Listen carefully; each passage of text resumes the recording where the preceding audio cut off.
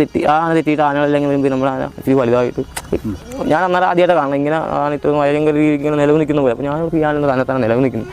ഇപ്പോഴാണ് കത്തിയത് മറ്റേ ആനകൾ തെറ്റിക്കഴിഞ്ഞാൽ ഈ ആന നമ്മുടെ കൂടെ നിൽക്കുന്ന ആനക്കാരെ കാക്കും. അത് ഞാൻ എനിക്കറിയത്തില്ല. ഞാൻ ആളുകൾ ഞാൻ ചോദിച്ചു അച്ഛനെ നടക്കേട കൂട്ടണമെന്ന് ചോദിക്കും. പുള്ളി പറഞ്ഞു എവിടെയും നമുക്ക് കൂട്ടണ്ടാ ഒരാനയും നമ്മുടെ മേത്ത് കൂട്ടില്ല.